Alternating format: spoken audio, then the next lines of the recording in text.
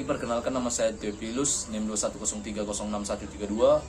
Saya dari Prodi Peternakan, Fakultas Pertanian. Saya merupakan mahasiswa Universitas Sumatera Utara tahun 2021. Di sini saya akan menjelaskan tentang ayam broiler atau Gallus domesticus. Merupakan salah satu contoh spesies yang termasuk ke dalam Galliformes. Familinya adalah Phasidae. Genusnya Gallus dan spesies Gallus. Struktur tubuh eksternal pada ayam broiler terdiri dari yang pertama kaput atau kepala, kolum leher, trunkus badan, ekstremitas anterior sayap, ekstremitas posterior kaki bagian bawah, dan yang terakhir ialah kaudal atau ekor. Baiklah, saya akan menjelaskan bagian pada kaput atau kepala pada ayam ini.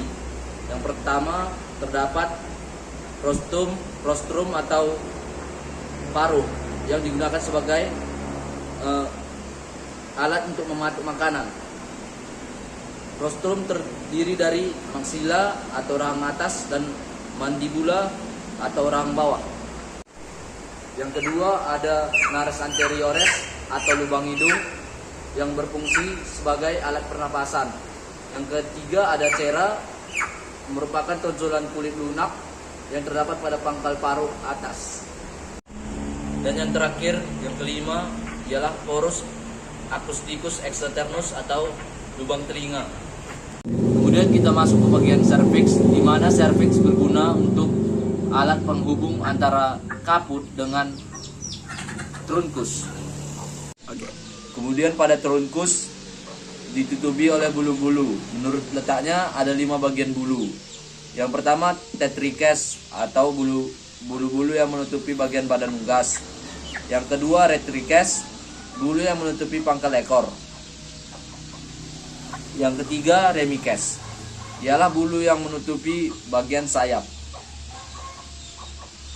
Yang keempat parapterum, ialah bulu-bulu yang menutupi bagian bahu.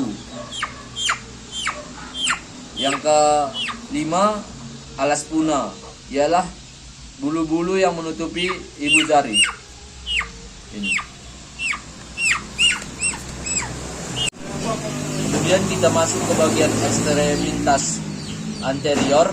Pada bagian ekstremitas anterior yaitu terdapat humerus, tulang lengan atas, radius, tulang pengumpil, lalu ulna, tulang hasta. Yang keempat osa carpalia, tulang pergelangan tangan. Yang kelima metacarpus, yaitu persatuan antara tulang carpalia dengan tulang metacarpalia, tulang telapak tangan. Yang keenam adalah digiti atau jari. Kemudian kita masuk ke bagian ekstremitas posterior. Pada bagian ekstremitas posterior yaitu terdapat os femur atau tulang paha yang panjang. Yang kedua patella atau tulang lutut kecil. Yang ketiga tibiotarsus, bagian kaki atau lengan kaki. Yang kelima tarsometatarsus atau tulang telapak kaki. Yang keenam phalanges atau tulang jari, terdapat 4 jari. Kemudian kita masuk kepada jenis bulu. Yang pertama plumae. Yang pertama calamus. Ini ya bagian yang melekat pada tubuh unggas. Kedua rachis, velum, vesiculum, barbule. Dan yang kedua ialah plumube, ialah bulu yang mirip dengan plumae tapi lebih kecil. Calamusnya lebih pendek, barbulenya lebih pendek. Sistem pencernaan. Baiklah, saya akan menjelaskan sistem pencernaan pada unggas. Sistem pencernaan pada unggas dimulai dari yaitu pertama cavum oris atau mulut.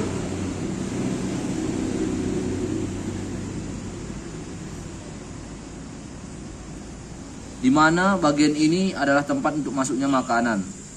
Kemudian lanjut ke esofagus atau kerongkongan, di mana bagian ini berfungsi untuk meneruskan pakan yang masuk melalui paruh, kemudian disalurkan menuju tembolok melalui gerakan peristaltik. Yang ketiga, crop atau tembolok. Bagian ini berfungsi untuk menerima dan menyimpan makanan sementara sebelum masuk ke proventriculus, terutama pada saat memakan makanan dalam jumlah yang banyak. Lalu yang keempat ada proventriculus. Bagian ini berfungsi untuk mencerna makanan secara enzimatis, yang dimana di sini terjadi sekresi asam lambung oleh HCl dan enzim pencernaan. Yang kelima, gizzard atau ampela, di mana pada bagian ini bekerja untuk memperkecil ukuran partikel makanan secara mekanik. Dan yang keenam ialah intentinum tenue atau usus. Usus ini terbagi menjadi 3 bagian, yaitu duodenum, usus 12 jari, jejunum, usus kosong, dan ileum atau usus penyerapan. Di antara duodenum terdapat pylorus atau pankreas yang berfungsi untuk mensekresikan makanan yang masuk ke usus. Kemudian pada jejunum berfungsi untuk meneruskan sisa-sisa penyerapan zat-zat makanan yang terjadi di duodenum. Setelah itu pada bagian ileum berfungsi menyerap makanan menggunakan jaringan fili-fili. Pada usus ini serat-serat makanan yang telah dicerna berubah warna menjadi agak sedikit gelap daripada duodenum dan jejunum. Yang ketujuh, empedu. Empedu berfungsi untuk membantu penyerapan lemak, membantu penyerapan vitamin yang larut dalam lemak, misalnya vitamin A, D, E, dan K, dan memiliki sifat antiseptik untuk memecahkan lemak. Dan yang ke-8 ialah hati. Hati, fungsi utama hati dalam pencernaan dan absorpsi adalah produksi empedu. Yang ke-9, seka. Seka atau sekum ini merupakan tempat terjadinya proses pencernaan fermentatif. Yang ke-10, kolon. Kolon berfungsi sebagai tempat sementara untuk menyimpan kotoran. Dan yang ke-11 ialah kloaka, sebagai tempat keluarnya kotoran. Sistem pernapasan. Kemudian saya akan menjelaskan sistem pernapasan pada unggas. Sistem pernapasan pada unggas dimulai dari yang pertama, nares atau lubang hidung, sebagai tempat keluar masuknya udara. Yang kedua, kaphumoris atau mulut. Yang ketiga, glotis atau lubang yang terdapat sebelum laring, yang berfungsi sebagai katup untuk bekerja buka tutup untuk mencegah makanan tertelan, cairan, dan benda asing lainnya masuk paru-paru, terletak di dalam mulut. Yang keempat ada laring. Laring adalah organ untuk menghubungkan trakea dan tenggorokan. Laring ini berfungsi dalam menghasilkan suara dan mencegah makanan dan minuman masuk ke dalam saluran pernapasan. Dan yang kelima ialah bronkus, berfungsi untuk melakukan penghangatan dan pembersihan udara di saluran pernapasan. Dan keenam ialah bronchiolus, yang berfungsi sebagai kondisi serta pertukaran gas. Yang ketujuh ialah paru-paru, yang berfungsi sebagai tempat pertukaran oksigen dan karbon dioksida.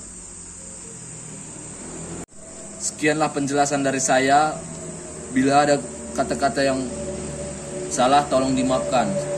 Sekian dan terima kasih.